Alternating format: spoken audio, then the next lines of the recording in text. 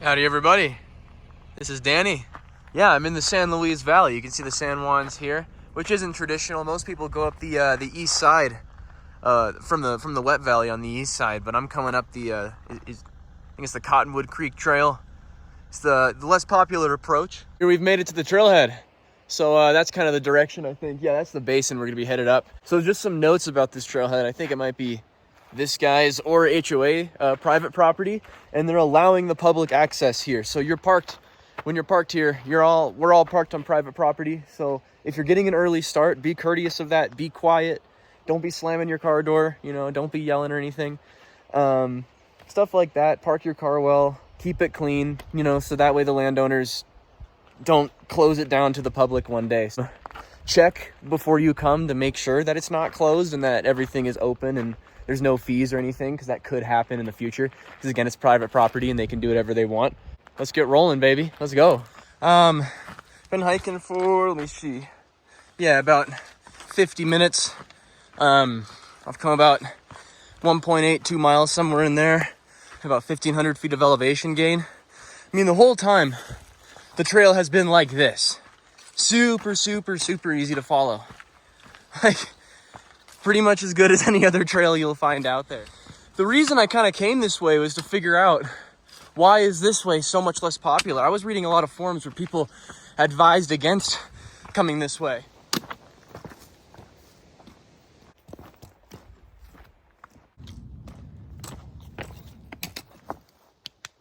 You may have noticed I am missing a shirt. That's because it's way hotter than I expected. It's early September. It's Friday, September 8th.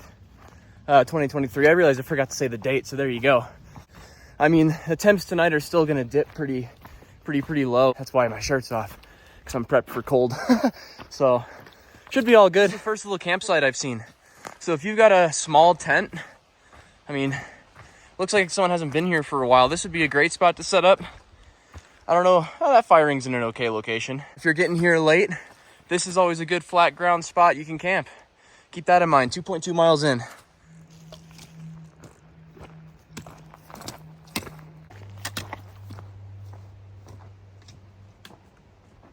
So here's your first sort of significant creek crossing, I guess. Fairly easy steps. Nothing too crazy. Yeah, there you go. I'm at about 2.5 miles. You're in this kind of really beautiful, quiet valley here. There's a lot of berry bushes and there's a lot of high quality water. This is prime spot for predators. So if you are hiking alone, be sure to do your call outs. Hey, hey bear, hey there boy. Stuff like that. Be loud. You don't want to startle anything in here. They can get defensive. So just, be prepared. Bring bear spray. But most of all, do your calls. So then that way, everything knows you're there and you're just a human and you taste bad anyways.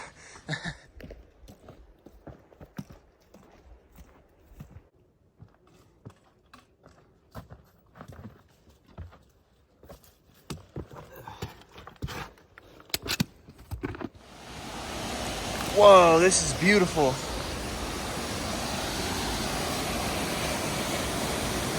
Check that out. Man.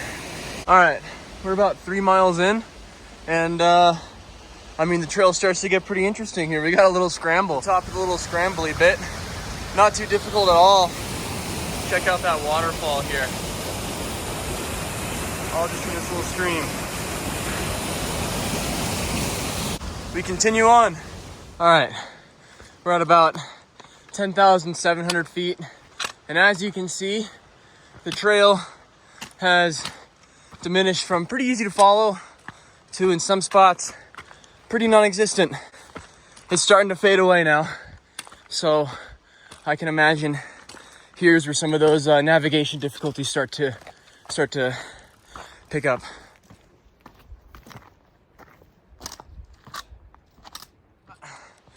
Here's definitely where some of the navigational difficulties start. It's been just a ton of these real steep slabby rocks. This one's definitely the most dramatic of all of them. Oh, that's your grade. This is crazy. Oh yeah. I don't see any cairns up here, I'm not 100% sure if this is the right way. Oh, there it is. I see the cairn. Here we go. Yeah, I think that's what a lot of this hike is gonna be now, is just cairn to cairn, kind of figuring out where to go.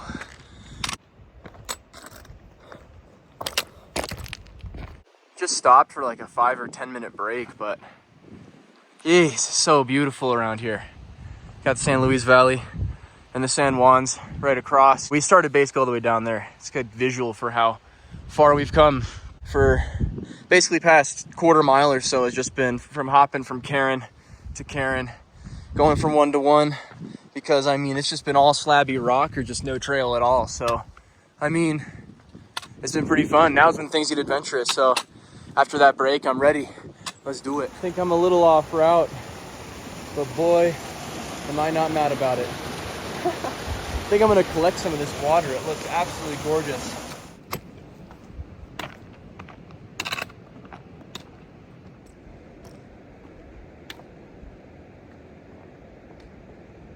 Something just scared me in the woods over there, so my heart's pounding. But this is the trail now. I mean, you can still tell where you need to go, but it's definitely, you know, a lot of chances to second guess yourself. That's for sure. So yeah, I mean, we're making way. Yeah, it's kind of like being in a maze. You just, you think you're going the right way, then you're like, ah, shit, I gotta go the other way. Well, I'm a little worried about coming back, but honestly, I have a feeling that might be a little easier even, coming downhill versus uphill. We'll see. So if you get to this point with this pink rock and that kind of narrow section with this big rock here to step on to cross, you've come too far in this direction. You got to backtrack here. I think, oh yeah, right here. Okay, that's the spur trail for the pass. This is a common mistake. This is the trail that goes to Crestone. I gotcha. Probably around 11,500 feet. Not actually sure where we're at, but probably about there. It's a nice trail up here, so kind of some relief, some just relaxed, mindless hiking for a little bit. And now the views are starting to open up nicely. Can barely see down to the valley, way down there. Ooh boy. This is definitely a difficult approach, but it's it hasn't been quite as bad as I was expecting. So we're just over 11,500 feet. You'll know you're here when you see this cave right there. It's pretty distinct. There's some real good camp spots over here. 3.7 miles in, just over 11,500 feet. Like right down there, right there. Go up a little bit and see what else I can find. See if I can knock out a little bit more today. This has been the trail since well down there. Just kind of coming straight up. And I think I'm gonna shoot off this way, but yeah, man, it's been insanely difficult. If you have a super heavy backpacking setup, don't do this. Don't do this. This super steep bit here, this will absolutely kill you. But my God, is it a great day. And I finally made it to the first major view of Crestone Needle right here. All that is the ridge going to Crestone Peak. What a seriously beautiful basin in here. I think I'm gonna start looking for a spot to camp, either above this waterfall, or maybe I can clear some of the rocks on that little flat bit. But normally I wouldn't camp this high, just due to weather concerns. The weather's been perfect for days, and I mean, it's afternoon, and the skies are looking amazing. Over the San Juans, they look pretty tame. This here is one of the most unique parts of this route. You kind of got to go straight up this waterfall. You see, kind of follow up that way. You're getting to some sort of class 2-ish stuff up here.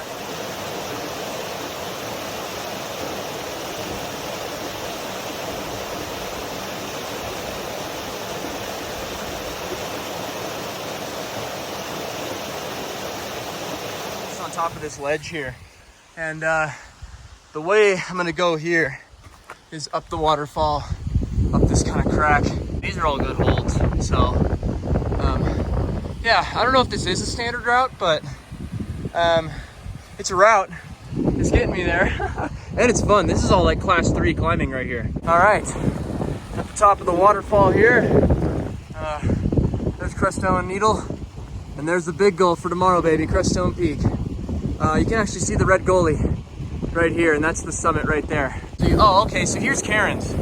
So you're supposed to go up the other side of the waterfall, but the way I went was fun, so you can do that too. We're taking another break right here. There's the Needle, and there's Crestone. It's like 2:30, but the weather right now is absolutely incredible. I might do a very non-advised thing. Normally, I'd always tell people to get off summit by noon, but I mean, on a day like this, I might be able to get my summit done today. I think about 12,000 feet. I'm gonna try to find a place to pitch my tent and not really set up the inside. Even if I have extra time, start moving down a little ways to that other campsite down there and sleep down there tonight. So this is the merge with the standard route with Crestone Peak with this route here. I'm thinking I'm gonna do it. So it's still about 2,000 vertical feet right there. But I mean, I can bang it out. So again, I normally wouldn't advise doing this, but look into the San Juans. It's perfect over there. I'm leaving all my overnight shit right there. Tent is also under there. Here we go, baby. Time to tag. So here's the base of the red goalie. We're at about 12.5, 12.6, somewhere in there. Oh man, I'm exhausted, but I'm gonna make it. Wasn't expecting to do this today, so I was pushing a little hard at the bottom, but now I can do it. Man, this red goalie is really no friggin' joke. I'm exhausted. I'm ready to summit this mountain, head down, and crash. We're getting there. I think that's the summit right there, or it's a really close fall summit. I mean, shit, man, it's been a climb. I'm glad I got the backpacking set up so I could just crash somewhere on the trail. No way I'd make it back to the car. Oh, freaking finally, I made it to the notch. The top of the red goalie, right here. Oh, now it's just, it's up these ledges and summit's right there. Let's go knock it out.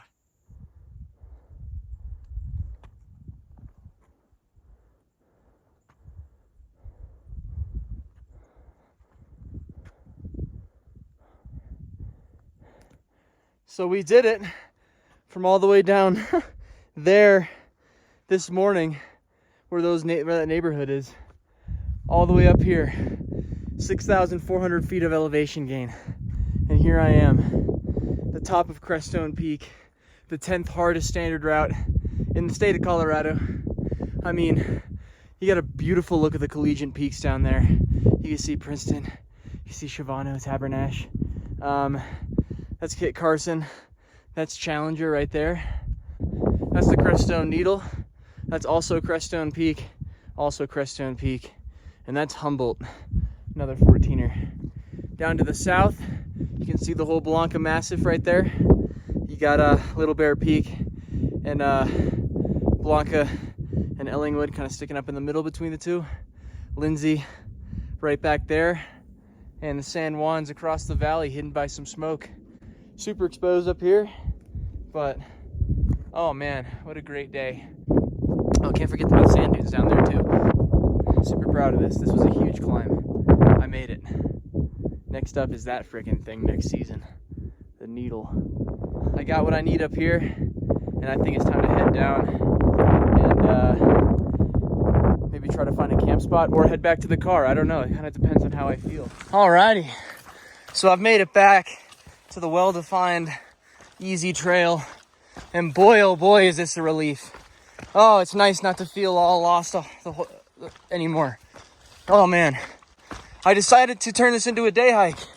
You know, nothing today is gonna go as planned, in kind of a good way, I guess.